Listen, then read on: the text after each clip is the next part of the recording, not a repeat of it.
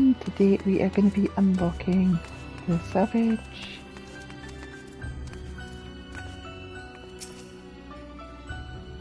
I shall do as Master Fortunato commanded and compile our research before sending it to the forum. Paperwork of all manner has been my forte since before I was even a student.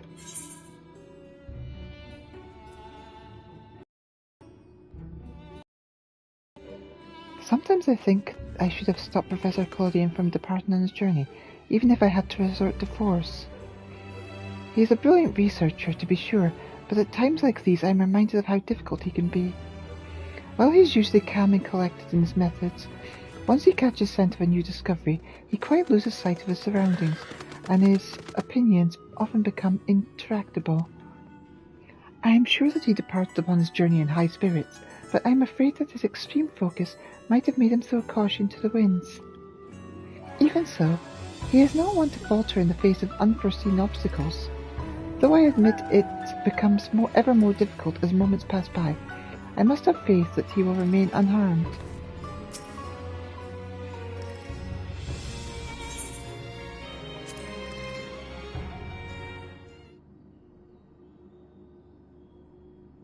Elita, may I have a moment? If you would be so inclined, I would very much like to hear the story of your battles in Abyssos and Tartarus. While I have no difficulty producing reports for the forum with a general summation of events, I could use some help with finer details. For the record, you know?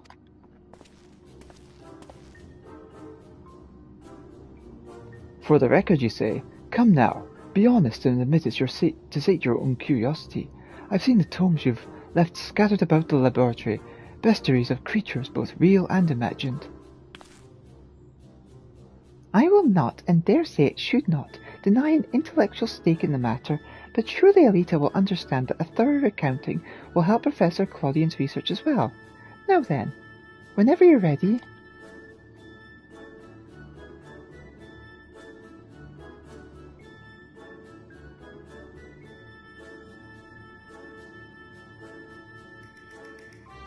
Fascinating. As you say, the savage creation you encountered in Abyssos bears more than a few similarities to the carbuncle. Could it be that arcane entities we know now had their origins in ancient times? Just as curious was your story of the keyword who melded with a tree of legend. Where do the limits of the mythos creation process lie? I wonder, and how do such creatures even survive once melded? As expected, you cannot help yourself from asking ever more questions. What purpose would such knowledge serve?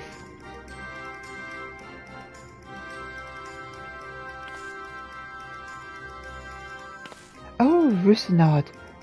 One day you too shall develop the keen instincts of a researcher.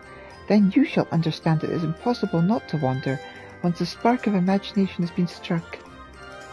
Elita's stories have been set several theories stirring in my mind, and I feel even more bubbling just under the surface. Take Hephaestus, for example. It would not be a great leap to assume that he studied at great length the regenerative and death-defying properties of the phoenix. And that is just the tip of the proverbial berg. But you are free to exercise your imagination all you like. Need I remind you that these reports need to be submitted to Master Fortunato himself? I implore you to exercise restraint.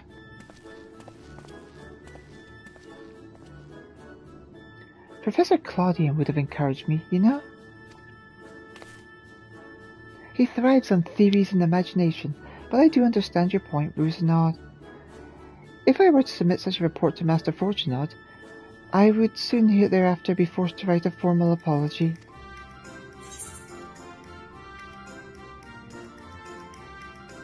Fortunato is more open to wild theories than you think.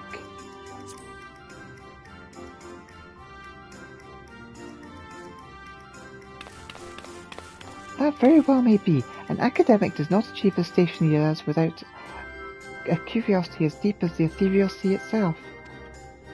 Now, I should set ink to paper and let the wonder of theory guide my hand, within reason, of course.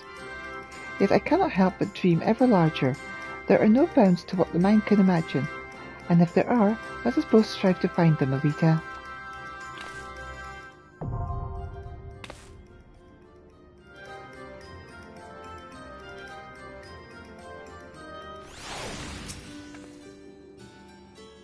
I shall do as Master Fulchinal commanded, and compile our research before sending it to the firm. Paperwork of all manner has been my forte ever since I was a student.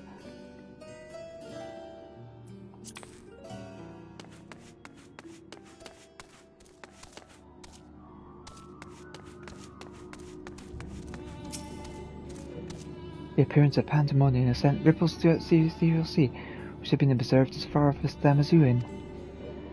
Though access through the Altioscope has been temporarily restricted while the researchers go about the business, I'm sure expectation can be made for someone such as you.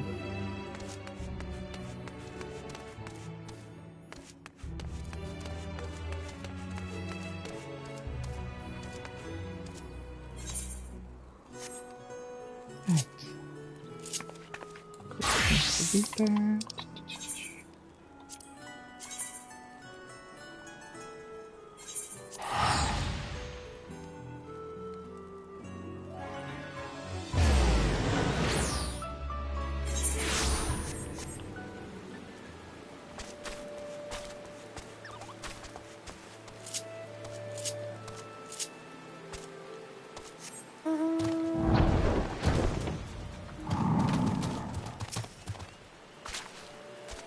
Orcus is an accursed name, feared from Garlemald to Alamigo.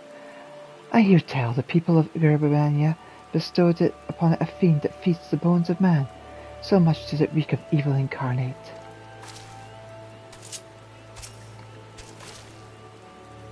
Good, you've made it. Before we set off, allow me to share the circumstances of our poor woodcutter's disappearance. As I heard it, he disappeared nigh upon a week ago. Got lost, some surmise, but he was a seasoned woodsman, and not some high-born traveller who would forget to buy a map.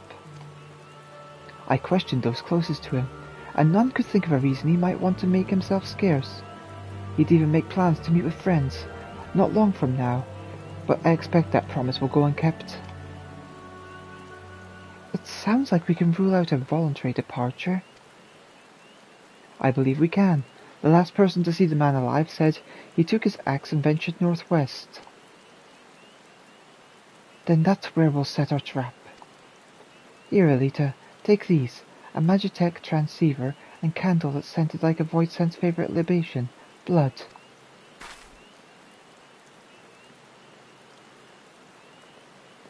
Once it's lit and the fumes are wafting through the air, every Voidsent within 30 yards will come running. If either of us sees Orcus, let's give the other a shout over the transceiver. As I said before, Orcus is inhabiting the body of a man, and he can put in an awfully convincing performance when he needs must. Don't give him a chance to work his wiles, or his fangs will be in your neck before you know it. As much as I want to accompany you, I'd only be a liability in a fight. Whether you find Orcus or not, return here and I'll report back to the Lemurs. Good luck and good hunting.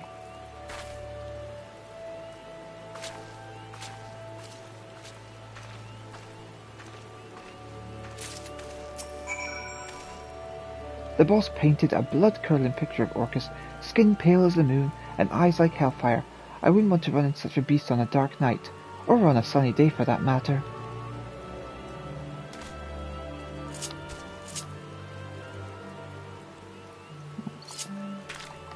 Oop.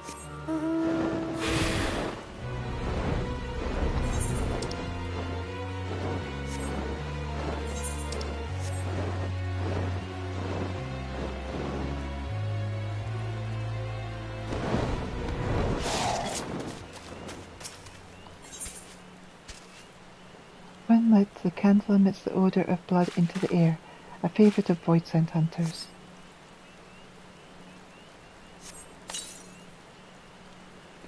The stench of blood chokes the air, filling your nostrils with its metallic aroma.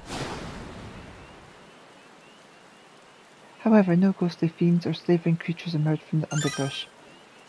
If there are Voidsent nearby, they must not be hungry.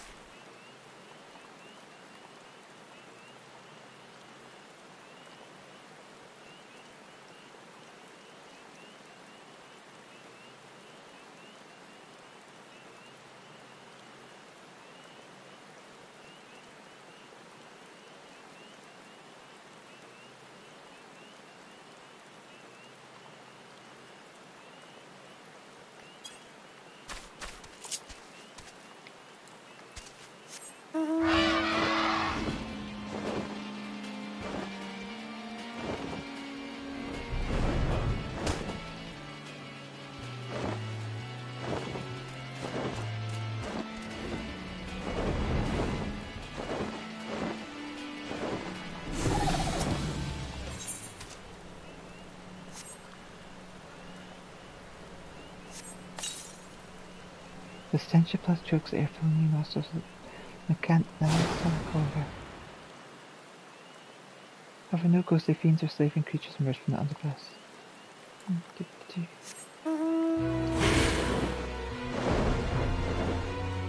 no. The games are going through. That's where all the bad stuff happens.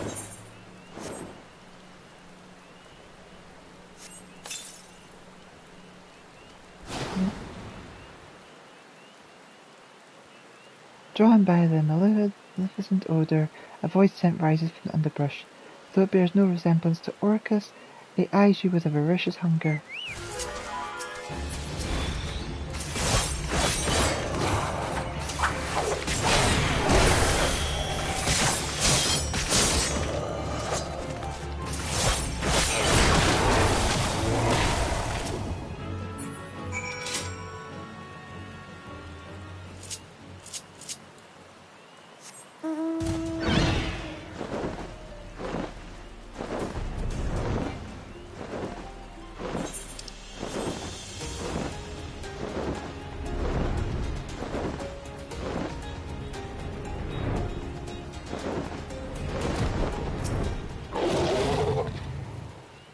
I'm glad to see you're in one piece. Now, what's that you have in your hand? This ring is coloured red with blood, although with whose is uncertain.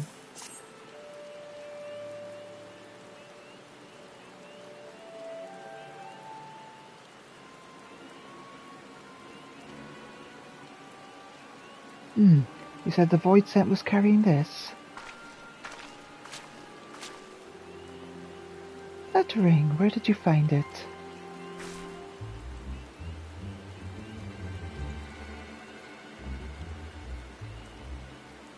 I see, then there can be no doubt. The void scent that Elita slew is the very same one that murdered our woodcutter. Murdered? Are you saying? Aye, while I was searching for a place to set my trap, I spotted a shallow grave, hastily dug and poorly hidden. Under a thin layer of dirt was a body matching the description of the woodcutter, a wholly nondescript fellow, save for the mark of a ring removed from his finger. Doubtless that ring was his demise. Shiny baubles are a common fixation for void scent. Probably I didn't spare a thought for the owner, only the prize. I suppose we can take comfort in the knowledge that it'll harm no one else. Orcus or not, I'd say this expedition was a success after a fashion. I should appraise the whalers of what's transpired. You two catch some well-earned rest. Thank you kindly, Argonus.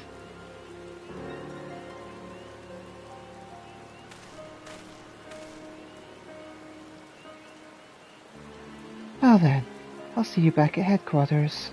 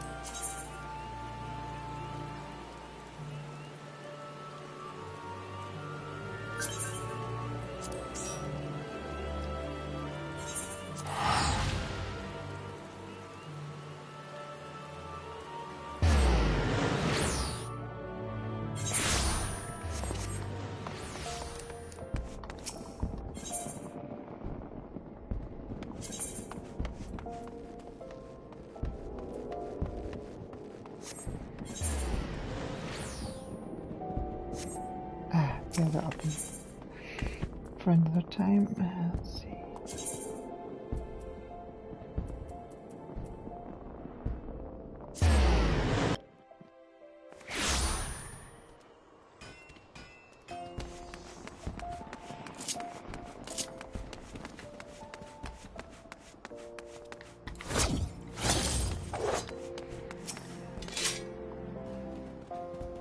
if it ain't Elita. You headed in?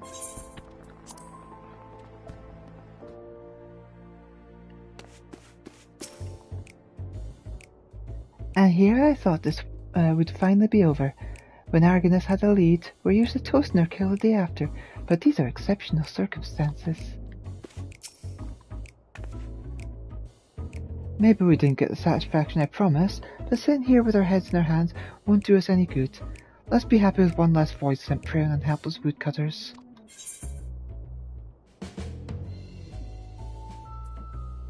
Orcus will pay for what he did. Heh, glad to see a passion for our mission.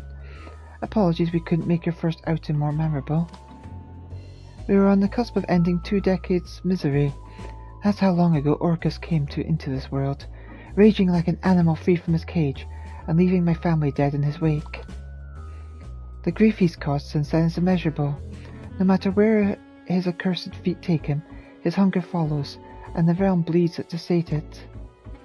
Of course, we aren't the only ones hunting him, but he's clever as he is vicious, and not even the finest trackers have been able to keep on his trail for long. Don't lose heart yet, boss. While you were away, I was making the rounds, and I might not have found something that bear fruit. Argonus is following up on it as we speak.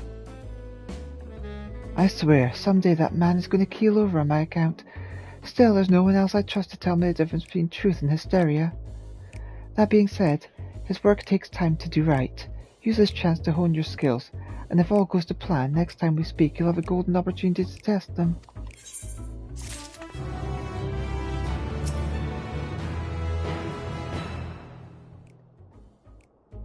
No word from Argonus yet, Elita. I always admired his thoroughness. Me, I don't have the patience for that sort of work. That's why he's the brains and I'm the muscle.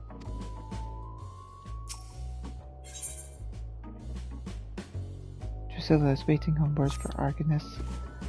And I will come back to that later, because I have plans with friends.